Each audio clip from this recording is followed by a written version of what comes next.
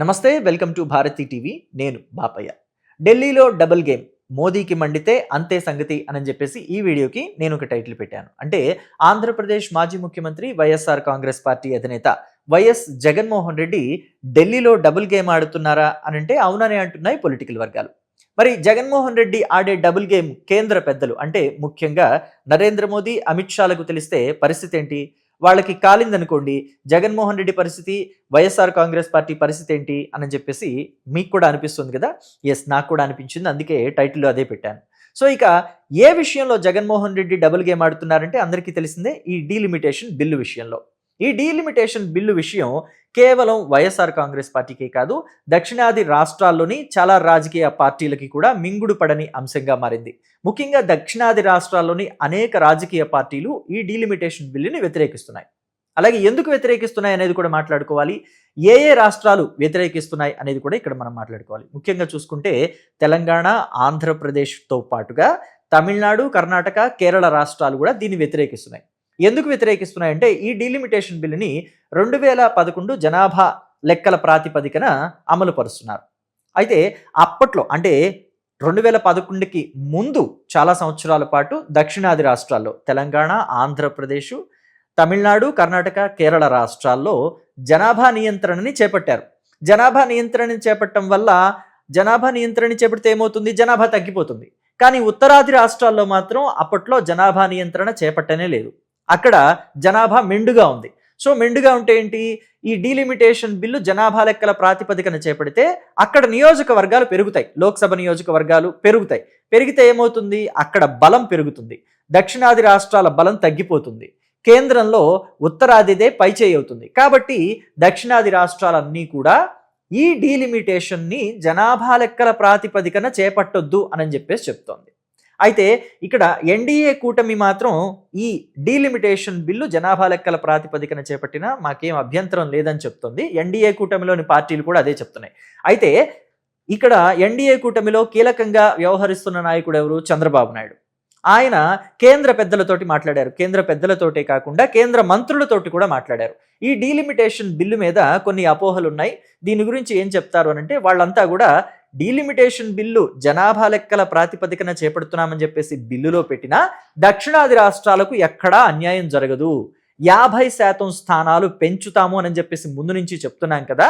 అదే మాట ప్రకారం నియోజకవర్గాల పునర్విభజన అనేది జరుగుతుంది. లోక్సభ స్థానాలు ఖచ్చితంగా 50% పెరుగుతాయి అని చెప్పేసి చెప్తున్నారు. అయితే కొంతమంది మాత్రం దీన్ని వ్యతిరేకిస్తున్నారు. కొన్ని రాజకీయ పార్టీలు మాత్రమే వ్యతిరేకిస్తున్నాయి. అయితే వ్యతిరేకించే వాటిల్లో జగన్మోహన్ రెడ్డి కూడా లేరు. జగన్మోహన్ రెడ్డి పార్టీ వైసీపీ కూడా లేదు. జగన్మోహన్ రెడ్డి, ఆయన పార్టీ మొత్తం అంతా కూడా ఎంపీలు అంటే రాజ్యసభలో ఉన్నవాళ్ళు, లోక్సభలో ఉన్నవాళ్ళు మొత్తం అంతా కూడా ఈ డీలిమిటేషన్ బిల్లుకి అనుకూలంగానే ఓటు వేస్తున్నారు.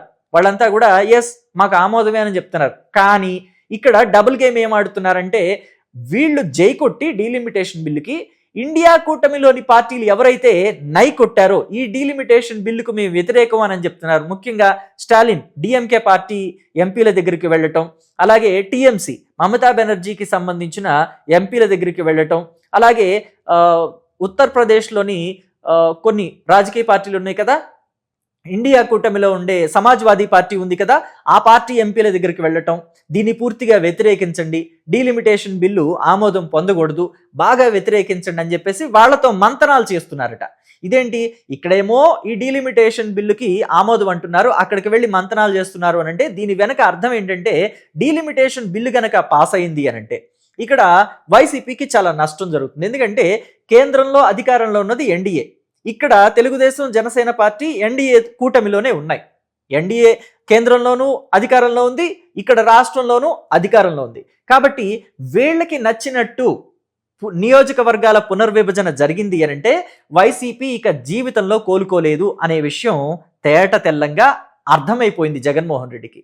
అందుకనే ఈ డీలిమిటేషన్ బిల్లుకి ఆమోదం తెలిపిన కేంద్ర పెద్దలకి భయపడి ఆమోదం తెలిపినా అక్కడ పార్లమెంట్లో అలాగే రాజ్యసభలో ఎంపీలు ఎవరైతే ఉన్నారో వైసీపీ వాళ్ళు ఇండియా కూటమి ఎంపీల దగ్గరికి వెళ్ళి మంతనాలు చేస్తున్నారట. దీన్ని పాస్ అవ్వకుండా చూడండి, ఇది పాస్ అవ్వకూడదు, అన్యాయం జరుగుతుంది దక్షిణాది రాష్ట్రాలకి అని చెప్పేసి వాళ్ళు ఆ ఎంపీలతోటి మంతనాలు చేస్తున్నారట. పైగా ఇంకొక విషయం మీకు గుర్తుందా, 2008లో కూడా ఇలాగే నియోజకవర్గాల పునర్విభజన జరిగింది. ఆనాడు కేంద్రంలోనూ కాంగ్రెస్ ఉంది, ఆంధ్రప్రదేశ్ అంటే ఉమ్మడి ఆంధ్రప్రదేశ్, అప్పుడు ఉమ్మడి ఆంధ్రప్రదేశ్లో కూడా కాంగ్రెస్ పార్టీనే అధికారంలో ఉంది. రాజశేఖర రెడ్డి ముఖ్యమంత్రిగా ఉన్నారు. సీఎంగా ఉన్న రాజశేఖర రెడ్డి ఏం చేశారు, కాంగ్రెస్ పార్టీకి అనుకూలంగా ఉండేలాగా నియోజకవర్గాల పునర్విభజన చేశారు. అంటే తెలుగుదేశం పార్టీ కంచుకోటలు అనుకున్న వాటిని కొన్నిటిని ఎస్సీ రిజర్వ్డ్ చేసేశారు. కొన్ని మండలాలు తీసుకెళ్లి కాంగ్రెస్ పార్టీకి అనుకూలంగా ఉండే నియోజకవర్గాల్లో కలిపేశారు. కాంగ్రెస్ పార్టీ ఓటింగ్ శాతం ఎక్కువ ఉన్న వాటిని తీసుకొచ్చి ఈ తెలుగుదేశం పార్టీ ఓటింగ్ శాతం ఎక్కువగా ఉండే నియోజకవర్గాల్లో కలిపేశారు. కలపడం వల్ల అంతా వీళ్ళకి అనుకూలంగా మారిపోయింది, కాంగ్రెస్ పార్టీకి ఆనాడు అనుకూలంగా మారిపోయింది. అందుకనే 2009లో కాంగ్రెస్ పార్టీ ముక్కి మూలిగి బయట పడింది. కానీ ఈ డీలిమిటేషన్ వల్లే ఎక్కువ శాతం దానికి ప్లస్ అయింది, కాంగ్రెస్ పార్టీకి ఆనాడు రాజశేఖర రెడ్డికి ప్లస్ అయింది అని చెప్పేసి చెప్పుకోవచ్చు. ఒకవేళ నియోజకవర్గాల పునర్విభజన జరగకపోయినా, ఆనాడు ప్రజారాజ్యం పార్టీ పెట్టకపోయినా, తెలుగుదేశం పార్టీ మాత్రం నిజంగా అఖండ మెజారిటీ తోటి గెలిచి బయటకు వచ్చేది. అయితే ఈనాడు ఇక్కడ కూటమి అధికారంలో ఉంది. తెలుగుదేశం పార్టీ, జనసేన, భారతీయ జనతా పార్టీ అధికారంలో ఉన్నాయి. ఈ మూడు అధికారంలో అంటే ఈ మూడు కలిసికట్టుగా మళ్ళీ ఎన్నికలకు వెళ్ళిన, ఈ డీలిమిటేషన్ జరిగినా జరగకపోయినా ఈ మూడు కలిసికట్టుగా మళ్ళీ ఎన్నికలకు వెళితే గనక 2029లో కూటమిగానే ఎన్నికలకు వెళితే గనక ఖచ్చితంగా మళ్ళీ అధికారంలోకి వచ్చేది కూటమే అని చెప్పేసి అనేక సర్వేలు చెప్తున్నాయి. నిన్న మనం సి ఓటర్ సర్వేలో కూడా చూసాం, వైసీపీకి బలం తగ్గింది, కూటమికి మరింత బలం పెరిగింది. వీళ్ళు గతంలో 39% మద్దతుంటే, 39% ఓటర్ల మద్దతు వెళ్ళకుంటే వైసీపీ వాళ్ళకి ఇప్పుడు 37%కి పడిపోయారు. వాళ్ళకి ఏదైతే వీళ్ళకి పడిపోయిందో శాతం అది వాళ్ళకి ప్లస్ అవుతుంది, వాళ్ళ వైపే మొగ్గు చూపిస్తున్నారు అని చెప్పేసి కూడా వాళ్ళు చెప్తున్నారు. సి ఓటర్ సర్వే చెప్తుంది. అలా ఇప్పుడు వీళ్ళు కలిసి ఉండటం వల్ల వీళ్ళకి లాభం తప్ప నష్టమేం లేదు. డీలిమిటేషన్ జరిగినా జరగకపోయినా వీళ్ళకేం నష్టం లేదు. కానీ డీలిమిటేషన్ జరిగిందంటే వైసీపీకి కోలుకోలేని దెబ్బ అవుతుంది. భవిష్యత్తు కాలంలో ఒక 4-3 ఎలక్షన్లకి, అంటే 2029 కాదు, 34 కాదు, 39 ఎలక్షన్లకి కూడా వైసీపీ కోలుకోవటం కష్టమైపోతుంది. గట్టిగా ఒక 3 ఎలక్షన్లు అయితే కష్టమే, 4వ దానికి ఏమన్నా పుంజుకుంటే పుంజుకోవచ్చు. ఇక దాన్ని ఏమంటారు, ప్రభుత్వం మీద వ్యతిరేకత వచ్చి ఎప్పుడో 2043లోనో 44లోనో వచ్చే ఎలక్షన్లకి అప్పుడు వైసీపీ వైపు జనం అనుకూలంగా తిరగచ్చు. ఖచ్చితంగా ఒక 3 ఎలక్షన్లకైతే వైసీపీకి తీవ్రంగా కోలుకోలేని దెబ్బ అవుతుంది. అందుకని జగన్మోహన్ రెడ్డి ఢిల్లీలో డబుల్ గేమ్ ఆడుతున్నారు అన్నది తేట తెల్లంగా కనిపిస్తోంది.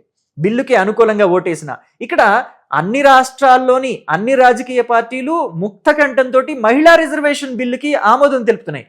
కానీ ఈ డీలిమిటేషన్కి మాత్రం కొన్ని రాజకీయ పార్టీల వర్గాలు మాత్రం వ్యతిరేకిస్తున్నాయి. వ్యతిరేకించలేకపోయినా జగన్మోహన్ రెడ్డి లాంటి వాళ్ళు మాత్రం డబుల్ గేమ్ ఆడుతున్నారు. మరి దీని మీద మీ అభిప్రాయాన్ని కామెంట్ బాక్స్లో తెలియచేయండి. Thank you.